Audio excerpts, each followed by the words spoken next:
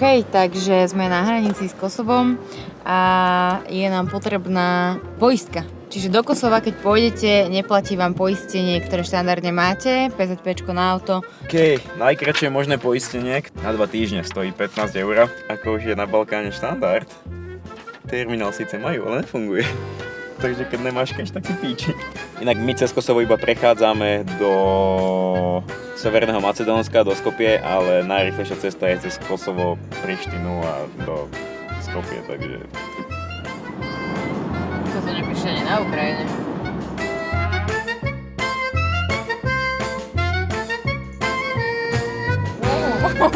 Jaká náhla v more.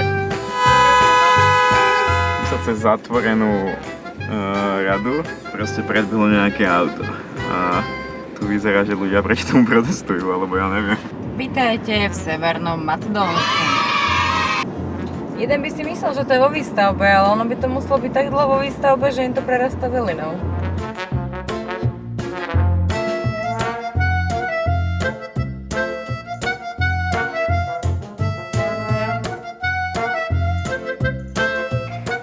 Výťah alebo pešo na 12?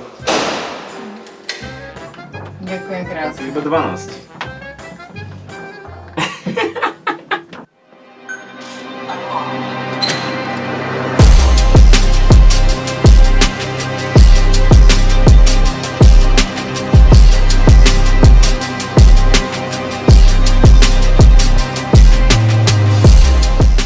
Nachádzame sa v Skopje. Sme tu iba na rýchlovku, náskok. Ľahký nádych komunizmu. Ľahký? Ľahký? Toto keď je ľahký? Decentný. Zástrčka a umývateľko for free. Aké milé mesto. Teraz si ideme pozrieť mesto, rýchlo tur Skopje, niečo zožrať a ideme spať, lebo uťahaní sme jak... Wow, čarovci tu parodujú také námestie niekde v Ázii, alebo je to v prdeli v Hongkongu. Robí niečo takéto, akurát tamto vyzerá real shit a toto vyzerá jak simulácia z 95.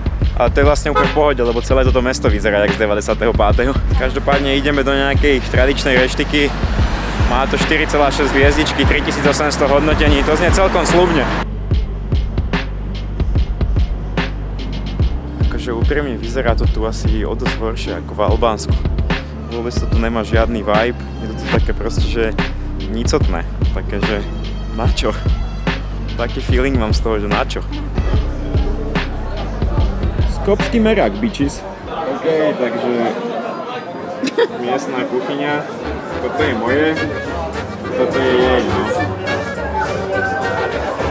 Každý podľa zásluh. OK, chlapci, ideme na to. Dobre, poď.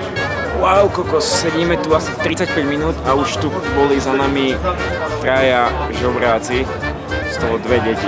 Takže asi tu je fakt chudoba. Samozrejme, bez dezertu by to nešlo, lebo na ten je miesto vždy.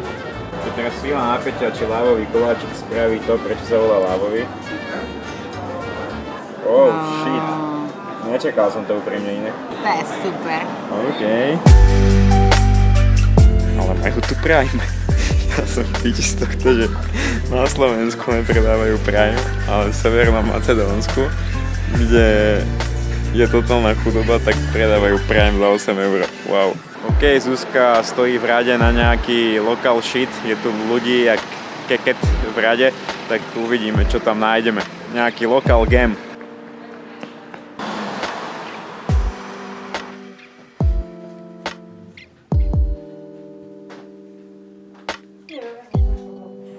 Takéto ubytko v Skopje ťa vyjde zhruba na 100. Oplatí sa to, neoplatí sa to, napíš dole do komentáru. Máš tam privátnu saunu, máš tam výrivku, máš tu všetko.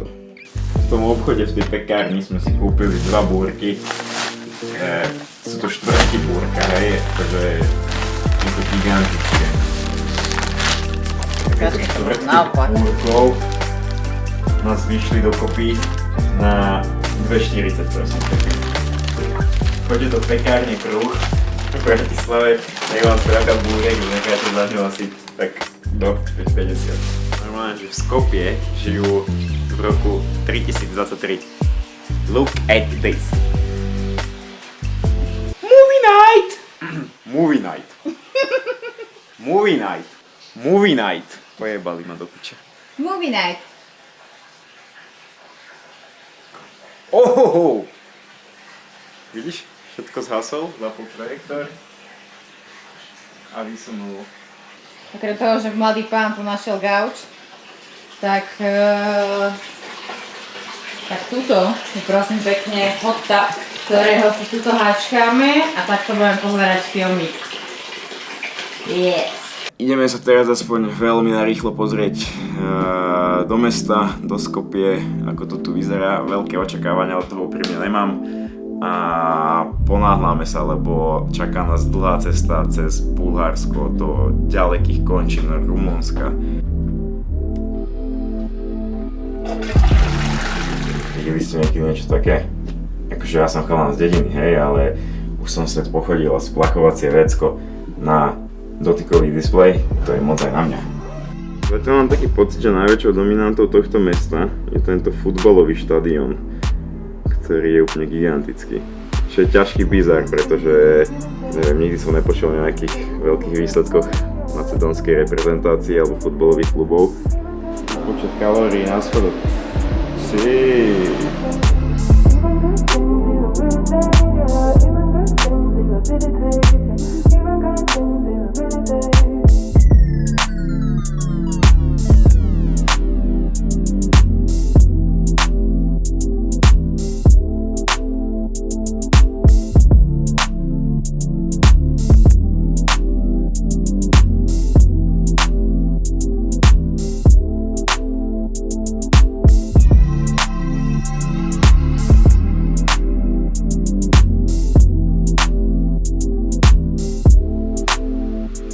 Akože sme tu iba náskok v tomto meste a v tejto krajine, ale akože celkový feeling z tohto je ťažký bizar. Je tu neskutočná chudoba, ľudia tu žobrú na každom rohu, čo je ešte horšie, že malé deti tu žobrú. Stretáme proste úplne, že malé kida, ktoré žobrú peniaze a do toho tu máte takéto centrum mesta, ktoré je preplnené pamiatkami, sochami a neviem čím všetkým, historickými budovami, ktoré sú fakt pekné, ale do toho musia ísť neskutočné love, pretože to je všetko je to čisté, o všetko sa starajú, dokonca ste mohli vidieť, že aj teraz tam prebieha nejaká rekonštrukcia.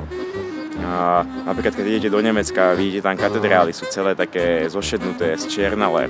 A tuto je proste všetko krásne mramorovo-biele, čiže to musí stať veľké love a do tohto púšťujú peniaze a krajina vyzerá jak úplné hovno, sorry, ale je to tak. Aspoň vidieť, majú nastavené priority. A ešte taký fun fact, že Skopje je najviac znečistené mesto v celej Európe.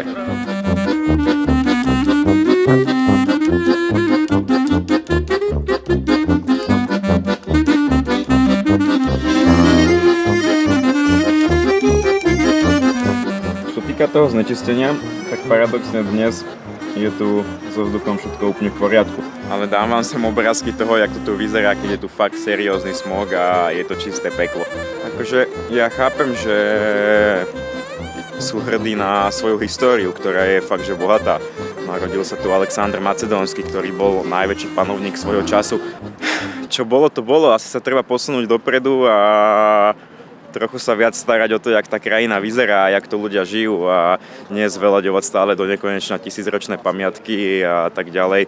Nemôžem uveriť tomu, že v tejto krajine nám nikto neujebal ani kolesa, ani bagáž, nič. Nejaká čudná náhoda.